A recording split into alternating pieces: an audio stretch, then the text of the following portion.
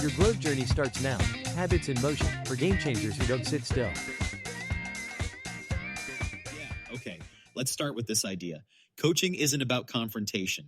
I mean, too often we think of a tough conversation as a battle, but really it's an opportunity. That's where emotional intelligence comes into play.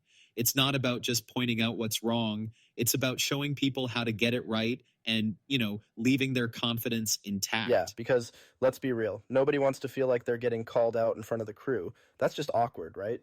When you approach someone as a coach, not a critic, you're saying, hey, I'm here to help you get better, not tear you down.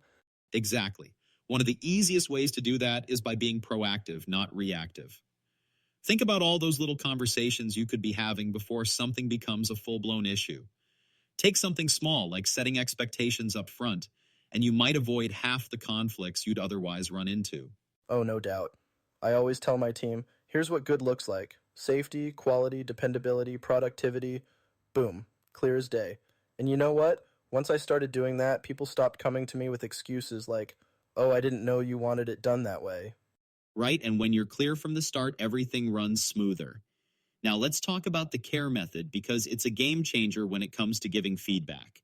CARE stands for clarify, acknowledge, request, encourage. First, you clarify the behavior. Be specific about what's going on and why it's not working. Then you acknowledge the person's value. This part's big. You need them to know you see their worth. Yeah, and people listen way more when they feel valued. Like if I tell one of my techs, hey, you're one of my best guys, but this one thing, like cleaning up after a job, is slipping, they're going to hear me way better than if I just point out what they're doing wrong, you know? Exactly. Then comes the request part. You have to be direct about what needs to change, but in a constructive way. Like in that example you gave, you'd say, I need you to focus on leaving the site spotless because clients notice that. Lastly, you encourage. You end on a high note and make sure they know you're invested in their success. Yep, it's like saying, like, look, I know you can handle this and I believe in you. And man, people step up when they know you've got their back like that. And those steps, clarify, acknowledge, request, encourage, are practical for any feedback conversation. Use them consistently, and you'll find that those talks get easier because trust builds up over time. Totally. It's like investing in your crew's morale. Plus, when you've got that trust, those proactive conversations we talked about earlier, they stop feeling like a big deal and just become part of how you lead day to day. Building that trust we just talked about leads right into another cornerstone of effective leadership: praise in public, correct in private. It seems simple, right? But you wouldn't believe how many leaders unintentionally break this rule and end up damaging the team dynamic in the Oh, process. 100%. Like, nothing kills morale faster than calling someone out for messing up in front of everyone. It's awkward for the person and for the whole crew, honestly. Exactly. I'll never forget early in my career, I had a manager pull me aside after I'd botched a pretty big project deadline. Instead of ripping into me, he told me where I went wrong, but also why he believed I could bounce back. That conversation stuck with me because it was private, and it felt like he genuinely cared about me getting better. Yeah, man, that's what coaching is about: building someone up, not breaking them down. And, like, if you're praising someone, that's when you want to make it public, right? Gotta let the whole crew see what good work looks like. Bingo, public praise can shift the energy of the entire team. It's like saying, hey, this is what we value around here. People feed off that. But when it comes to corrections, keeping it private helps protect trust while still addressing what needs fixing. Totally.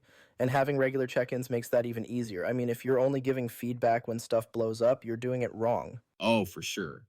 Those check ins create a rhythm. They set expectations and reduce surprises. You don't want a team that's constantly guessing where they stand. Clarity is kindness, my friends. Break it down for them up front. Yeah, like when I bring new crew members on, I'm upfront about what matters: safety, quality, dependability, and productivity. It's like, here's the deal: stick to these and we'll be good. Makes everything so much smoother down the road. Absolutely. You take the guesswork out of their day to day, and the payoff is huge. You know what else is big? Reframing challenges as opportunities. Like, let me share this story. We had a team member once who struggled with precision early on, kept missing measurement marks. Oof, that's rough. Yeah, it was, but instead of just chewing him out, we turned it into a coaching moment. We gave him extra time for training and paired him with our most experienced guy. Within 2 months, he became the go to for the most technical projects. That kind of growth wouldn't have happened if we'd led with criticism instead of coaching. No doubt. That's the kind of leadership that makes people want to stick around and, actually grow with the team instead of checking out after the first mistake. Exactly. And when you show your crew that their growth is your priority, they're not just going to perform better, they're going to trust you more. And that trust, man, that's the foundation for everything. Jake, you mentioned safety, quality, dependability, and productivity earlier. Those are spot on. Let's dive deeper into what I like to call the four pillars. These are hands down the backbone of any solid crew. When you lean on these, it's like having a manual for every decision, challenge, or conversation you're going to face on the job. Yeah, totally. It's like your North Star, you know? I mean, if your team gets nothing else from you, make sure they get these. Safety, for example. Nothing matters if someone's limping off the site, right? Absolutely. Safety always comes first. I remember this one project. Tight deadline, tough job site, lots of moving parts, but the crew leader anchored everything on safety. They made it a non negotiable. And not only did they complete the project on time, they did it without a single incident. That's leadership, my friend. Right, and safety isn't just about avoiding accidents. It shows the crew you actually care about them. And when they feel that, they'll hustle harder. It's that simple. Correct. And then there's quality. It's what builds your reputation, whether that's as a crew, a company, or even an individual. Reminds me of what the old timers used to say: measure twice, cut once.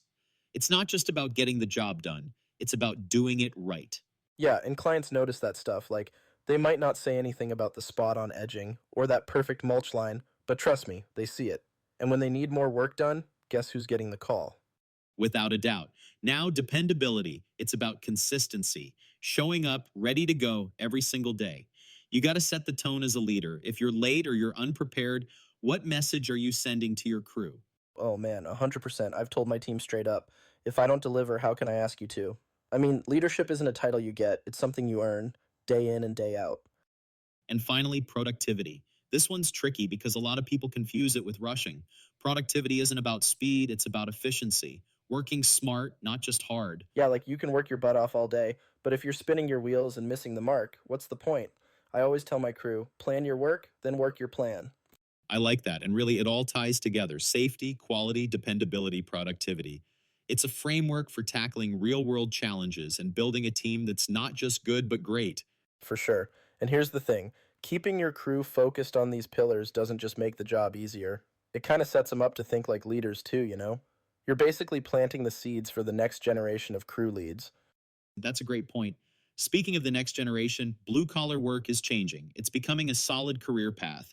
And when you lead with these pillars, you're setting the example for what kind of success is possible. You're showing people that leadership in this industry isn't just a role, it's a responsibility. Yeah. It's like you're writing the playbook while playing the game. That's a big deal, man. It really is. And for all you leaders out there listening, remember this: what you do matters. How you lead your team, how you handle tough conversations, and how you guide them, it's bigger than just the job. You're shaping the culture, the mindset, and the future of this industry. Amen to that. Oh, and don't forget to take a minute to pat yourself on the back. If you're out here, leading in the trenches, you're already ahead of the game. And let us know if you like this series and how we can help with future episodes. Absolutely leave a comment. We read them. That's all for today, folks. Remember, the four pillars aren't just guidelines, they're tools to help you build trust, clarity, and results. Keep coaching, keep leading, and keep growing. On that note, we'll catch you next time. Take care.